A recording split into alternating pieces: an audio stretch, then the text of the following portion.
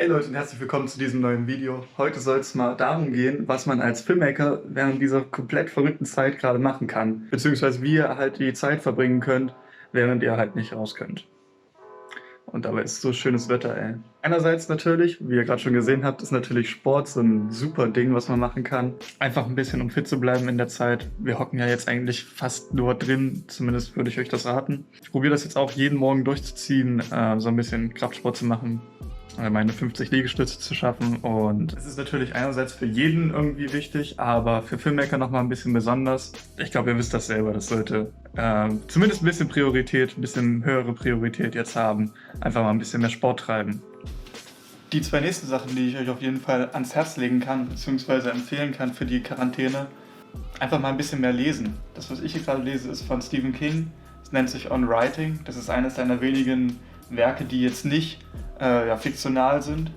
Das ist so ein bisschen Biografie und so ein bisschen Anleitung, wie er halt seine Bücher geschrieben hat. Und da ich halt gerne irgendwie dieses Jahr ein Skript schreiben möchte und vielleicht auch so ein bisschen in die Richtung Fiction gehen möchte. Wirklich, er ist ein absoluter Meister, was das angeht. Und warum nicht von dem probieren, ein bisschen was zu lernen? Und allgemein, super viele Leute haben Bücher geschrieben über das allgemeine Skriptschreiben, über das Regie führen und so weiter und so fort. Also das ist wirklich eine super Quelle, Bücher. Und die zweite Sache, die ich euch auch noch ans Herz legen kann, ist einfach ein Notizbuch machen. Zum Beispiel hier für meine ganzen YouTube-Video-Ideen. Also das sind alles die Ideen, die ich habe für YouTube-Videos, die noch so kommen könnten. Und das sind halt die gerade noch so in der Produktion sind. Also hier vom Skript schreiben, zum Aufnehmen, zum Editieren, zu Social Media Edit habe ich eine eigene Sache jetzt gemacht. Und dann Publish und Promote. Das sind diese Phasen, die meine Videos durchlaufen. Und dann immer dann, wenn halt eine Phase fertig ist, kann ich das von hier abziehen und sagen, okay, jetzt können wir eins weitergehen, jetzt muss ich das im nächsten Schritt machen und so. Langeweile ist ja eigentlich ein ziemlich guter Motor für Kreativität, würde ich mal sagen. Und wenn euch da wirklich mal was einfällt, was irgendwie interessant in eurem Kopf klingt, dann schreibt es einfach auf, irgendwo gebündelt in ein Notizbuch. Irgendwann, selbst wenn es nicht gut ist, scheißegal, einfach aufschreiben. Irgendwann habt ihr vielleicht eine andere Idee und dann passt das alles perfekt zusammen. Hauptsache, ihr habt es erstmal aufgeschrieben, weil sonst vergisst man das, definitiv.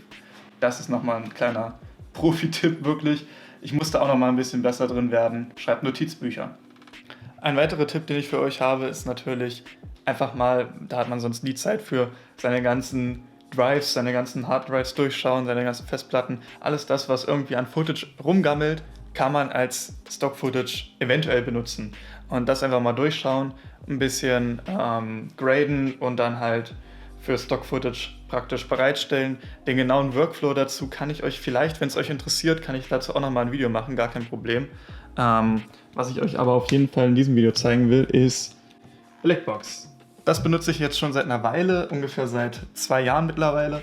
Und ich habe jetzt schon 227 Clips hochgeladen, wie man vielleicht sieht. Und kann damit schon so ein bisschen monatliches Einkommen generieren. Das ist jetzt nicht wirklich viel. Was Blackbox halt besonders macht und weshalb ich das noch nutze, ist halt ganz simpel. Und zwar lädt man einmal seine Clips hier hoch auf Blackbox und dann werden die halt kopiert und auf alle Stock-Footage-Seiten, auf alle großen Stock-Footage-Seiten, wo es sich auch wirklich lohnt, auch hochgeladen, direkt von Blackbox automatisch sozusagen. Also damit kann man sich auch wirklich so ein bisschen was dazu verdienen. Und natürlich muss ich auch noch über den absoluten Klassiker reden, nämlich das Schneiden.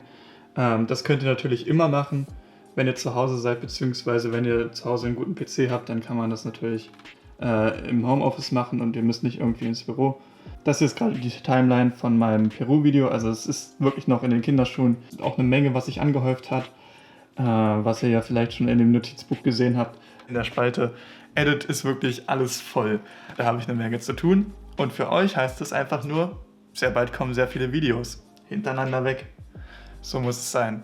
Und eine Sache, die auch super wichtig ist, ist einfach Social Media. Also das, was ihr gerade gesehen habt, mein Instagram, das möchte ich auch noch ein bisschen pflegen. Und das Grid, was jetzt so da ist, das gefällt mir irgendwie nicht so ganz. Ich möchte es gerne so ein bisschen OCD, also dass es halt von den Farben ein bisschen mehr zusammenpasst. Und irgendwie möchte ich auch so einen Style finden, nicht immer zu wechseln und so weiter, aber andererseits möchte ich auch dabei Spaß haben. Also da mache ich mir auf jeden Fall auch noch Gedanken so. Und das könnt ihr auch machen. Das ist super wichtig für Social Media, wenn man halt so Freelancer ist, beziehungsweise Filmmaker und Freelancer, eine Social-Media-Präsenz zu haben und auch zu zeigen, hey, ich bin immer noch da, hier sind meine Fotos, das könnt ihr von mir erwarten. Ich arbeite jetzt von zu Hause aus. Ja, mit euren Followern interagieren und einfach die Klienten auch so ein bisschen bei Laune halten und um einfach zu zeigen, hier, ich bin immer noch da, nicht, dass ihr dann vergessen werdet nach der ganzen Geschichte mit dem Virus. Das, was ich in letzter Zeit gemacht habe, ist vor allen Dingen sehr viel Story-lastigen Content und jetzt möchte ich mich halt auch noch auf meinen Feed konzentrieren und sagen, hey, ich poste jetzt immer ein bisschen häufiger, vielleicht so 3-mal wöchentlich. Vielleicht kommen ja ein paar Leute auf YouTube und so weiter und so fort dazu. Das kann man halt super damit machen. Beziehungsweise ein kleiner Hinweis noch, das, was ich mir überlegt habe für diese Zeit jetzt zu machen, ist einfach ein bisschen mehr Livestreamen. Vielleicht mache ich das über Instagram, vielleicht mache ich das über meinen Computer, über YouTube. Oder könnt ihr auch mit euren Followern täglich Livestreams machen, einfach um zu zeigen, hier, wir sind da, vergesst uns nicht. Nach der Zeit könnt ihr uns wieder buchen und wir werden für euch da sein und geilen Videocontent machen. Ja, und außerdem kann man natürlich auch einfach mal eine FPV-Drohne zusammenbauen. Aber dazu kommt auf jeden Fall auch noch ein Video. Eine Sache, die mir noch eingefallen ist, die ihr auf jeden Fall auch machen könnt, einfach mal Netflix schauen, einfach mal ein paar Filme schauen, die auf eurer Watchlist sind schon seit einer Weile und definitiv die Klassiker nachholen. Ja, Godfather muss man gesehen haben, würde ich sagen. Verschiedenste andere. Ich packe euch meine Liste hier an die Seite. Die einfach mal anschauen und probieren wirklich so ein bisschen bewusst sich diese Filme anzuschauen und wirklich zu sehen, okay, wieso haben sie manche Kameraperspektiven gewählt? Warum haben sie das so gemacht? Warum sagt er jetzt das so und so? Halt wirklich auf das Skript achten, so ein bisschen im Hinterkopf und so ein bisschen die Seite betrachten, wie man sowas halt umsetzt. Und daraus lernt man halt auch eine Menge. Und was natürlich auch noch super ist einfach Skillshare auszuprobieren. Also Skillshare oder beziehungsweise irgendwelche, ich glaube, Lyda oder Lydia, solche Lernplattformen sind auch ziemlich gut jetzt für die freie Zeit, um einfach irgendwie ja, zumindest theoretisch neue Skills zu lernen und sich halt weiterzuentwickeln. Ich habe jetzt die ganze Zeit Quarantäne gesagt, ist mir aufgefallen. Also ich bin nicht krank und ich habe auch keine Symptome momentan und mir geht's auch voll gut. Ich habe nur Quarantäne gesagt, weil irgendwie Isolation so ein komisches Wort ist und ja, weiß ich nicht, alle amerikanischen YouTuber sagen auch immer Quarantine oder Quarantine, keine Ahnung, ich weiß nicht, wie man es ausspricht. Quarantine. Genau, deswegen war das irgendwie so drin. Mir geht's gut, keine Angst. Nichtsdestotrotz, das war's jetzt mit diesem Video und ich hoffe, es hat euch gefallen. Lasst gerne ein Like da, schreibt mir gerne in die Kommentare einfach irgendwas, was euch auf dem Herzen liegt. Wenn irgendwelche Fragen sind, falls ihr irgendwelche Videovorschläge habt oder Wünsche, schreibt es mir gerne.